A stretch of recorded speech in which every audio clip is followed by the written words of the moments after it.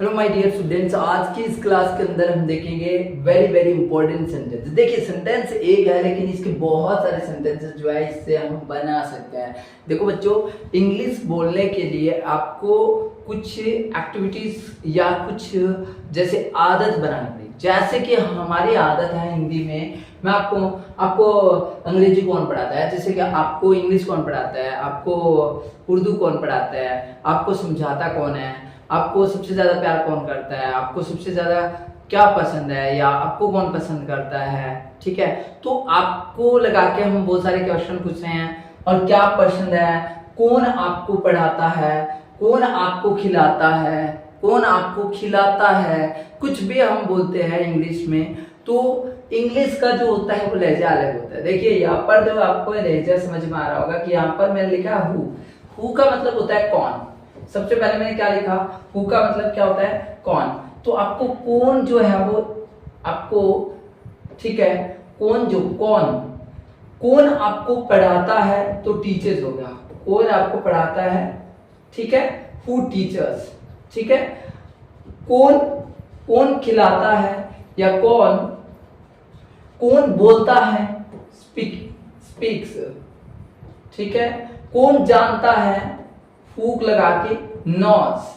देखिए बच्चों, बहुत आसानी से आप समझ सकते हैं, इस पे बहुत सारे सेंटेंसेस आप बना सकते हैं एक ही चीज पे। मैं आज आप 15-20 सेंटेंसेस जो है वो नहीं लेके आया, और इसमें आपको 15-20 बनाने हैं। देखिए, who teachers you English, who teachers you English, आपको इंग्लिश कौन पढ़ाता है। ठीक है, आपको इंग्लिश कौन पढ़ाता है, हु टीचर्स लगाया मैंने, और दूसरे वाले सेंटेंस में लगा हु स्पीक्स इंग्लिश। अब मैंने बोला इंग्लिश कौन बोलता है, हु स्पीक्स इंग्लिश, इंग्लिश कौन बोलता है। मैंने क्या बनाया, इंग्लिश कौन बोलता है। देखिए, हु स्पीक्स इंग्लिश, इंग्लिश कौन बोलता है।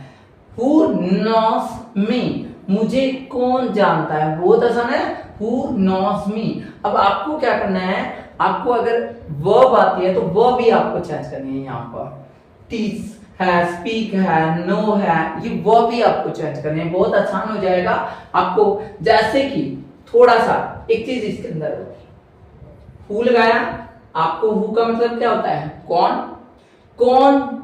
ठीक है, किसने पढ़ाया, हु इसका सेकंड फॉर्म, हु टॉट, किसने पढ़ाया, हु टॉट यू, आपको किसने पढ़ाया। ठीक है, किसने बोला, हु किसने बोला, हु स्पोक, किसने बोला, हु स्पोक, किसने बताया, हु टोल्ड। टेल मतलब बताना, टोल्ड मतलब बताया, सिर्फ सेकंड फॉर्म लगाया और देखो कितना आसानी से हो गया। तो आप इसके ऊपर प्रैक्टिस करेंगे इस तरह से बोल के, आपको किसने बताया। ठीक है, हु टोल्ड यू।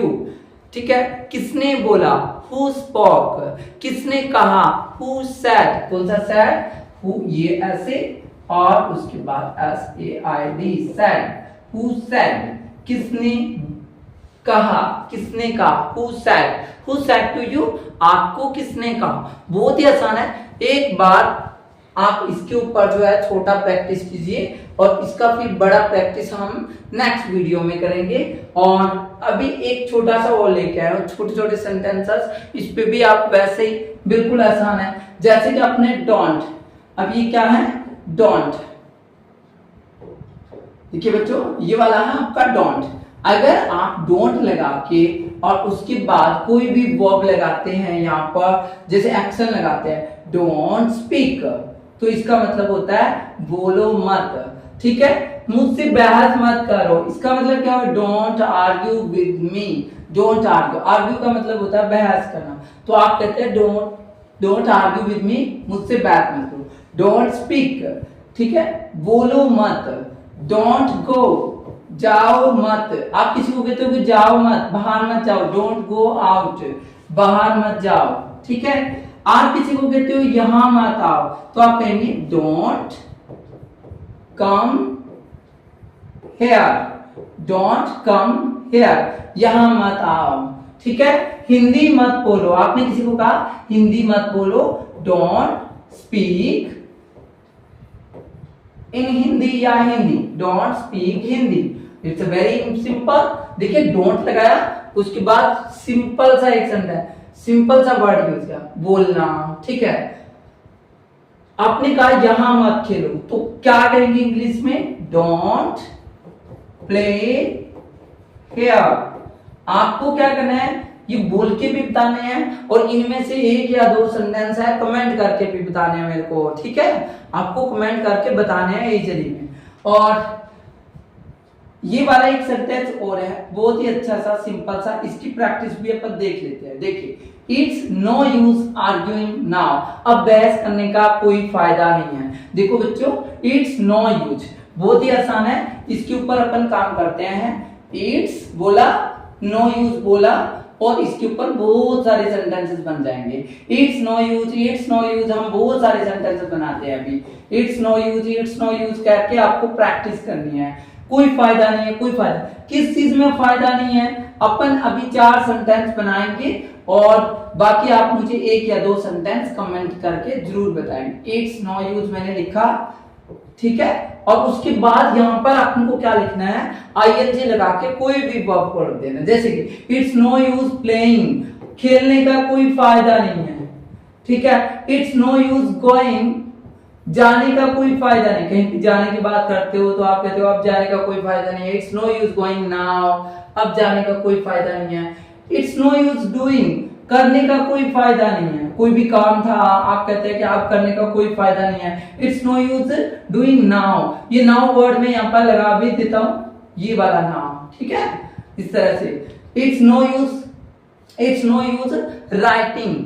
ठीक है, अब लिखने का कोई फायदा नहीं है। ठीक है, आप कहते हैं एग्जाम हो गया है, पेपर भी दे दिया है, अब लिखने का क्या फायदा है तुम्हारा। ठीक है, इट्स नो यूज राइटिंग, बहुत सिंपली हमने क्या बनाया, ये सेंटेंसेस बनाए। अब देखिए बच्चों, मैंने आपके सामने जो है यहाँ पर 3 चीजें बताई। हु वाले कैटेगरी को बताया, हु से हम सेंटेंसेस बना सकते हैं। दूसरा, मैंने आपको यहाँ पर डोंट वाली कैटेगरी से रिलेटेड सेंटेंसेस बनाने बताया है, तो आप इनके ऊपर 5-5 सेंटेंसेस बनाएंगे प्रत्येक कैटेगरी पे। इट्स नो यूज वाले पे भी आपको जो है वो मैंने आपको यहाँ पर 4 सेंटेंस बना के बताए हैं। आप क्या करेंगे, इसके ऊपर जो है, इनके ऊपर जो है आपको सेंटेंसेस और भी बनाने हैं और नोटबुक के अंदर उसको लिखिए, प्रैक्टिस कीजिए उसके ऊपर, फिर मेरे को बताइए कि इससे कुछ फायदा होता है। इसको 1 वीक तक आपको यही रखना है। तो आज के लिए इतना ही। मैं चाहूंगा कि आप लोग हैं अभी तक आपने सब्सक्राइब नहीं किया तो सब्सक्राइब करेंगे और अब बाकी बच्चों को भी है वो शेयर कर दीजिए इसको, क्योंकि जो शेयर करेगा वो बड़ा और अच्छा स्टूडेंट होगा। ठीक है, थैंक यू भाई।